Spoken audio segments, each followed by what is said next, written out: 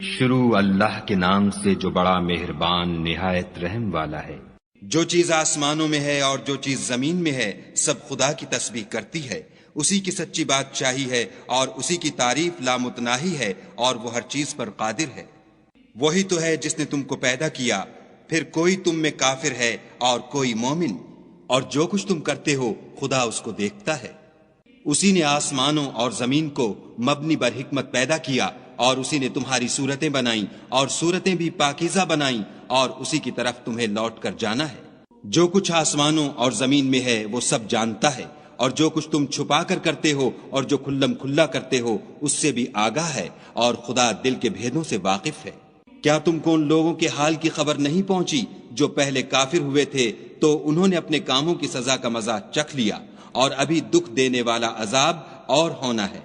یہ اس لیے کہ ان کے پاس پیغمبر کھلی نشانیاں لے کر آتے تو یہ کہتے کہ کیا آدمی ہمارے ہادی بنتے ہیں، تو انہوں نے ان کو نہ مانا اور منہ پھیر لیا، اور خدا نے بھی بے پرواہی کی، اور خدا بے پرواہ اور سزاوار حمد و ثنا ہے۔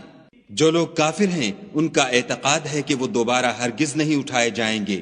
کہہ دو کہ ہاں ہاں میرے پروردگار کی قسم تم ضرور اٹھائے جاؤ گے، پھر جو جو کام تم کرتے رہے ہو وہ تمہیں بتائے جائیں گے، اور یہ بات خدا کو آسان ہے۔ تو خدا پر اور اس کے رسول پر اور نور قرآن پر جو ہم نے نازل فرمایا ہے ایمان لاؤ، اور خدا تمہارے سب اعمال سے خبردار ہے۔ جس دن وہ تم کو اکٹھا ہونے یعنی قیامت کے دن اکٹھا کرے گا وہ نقصان اٹھانے کا دن ہے، اور جو شخص خدا پر ایمان لائے اور نیک عمل کرے وہ اس سے اس کی برائیاں دور کر دے گا، اور باغہائے بہشت میں جن کے نیچے نہریں بہ رہی ہیں داخل کرے گا، ہمیشہ ان میں رہیں گے۔ یہ بڑی کامیابی ہے۔ اور جنہوں نے کفر کیا اور ہماری آیتوں کو جھٹلایا وہی اہل دوزخ ہیں، ہمیشہ اس میں رہیں گے، اور وہ بری جگہ ہے۔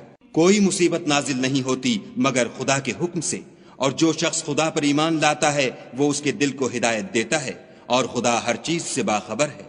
اور خدا کی اطاعت کرو اور اس کے رسول کی اطاعت کرو۔ اگر تم منہ پھیر لوگے تو ہمارے پیغمبر کے ذمے تو صرف پیغام کا کھول کھول کر پہنچا دینا ہے۔ خدا جو معبود برحق ہے اس کے سوا کوئی عبادت کے لائق نہیں، تو مومنوں کو چاہیے کہ خدا ہی پر بھروسہ رکھیں۔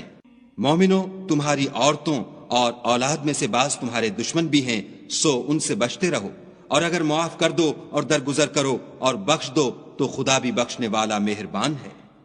تمہارا مال اور تمہاری اولاد تو آزمائش ہے، اور خدا کے ہاں بڑا اجر ہے۔ سو جہاں تک ہو سکے خدا سے ڈرو، اور اس کے احکام کو سنو اور اس کے فرما بردار رہو، اور اس کی راہ میں خرچ کرو، یہ تمہارے حق میں بہتر ہے۔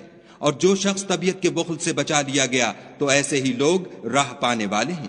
اگر تم خدا کو اخلاص اور نیت نیک سے قرض دو گے تو وہ تم کو اس کا دو چند دے گا، اور تمہارے گناہ بھی معاف کر دے گا، اور خدا قدر شناس اور بردبار ہے، پوشیدہ اور ظاہر کا جاننے والا، غالب اور حکمت والا۔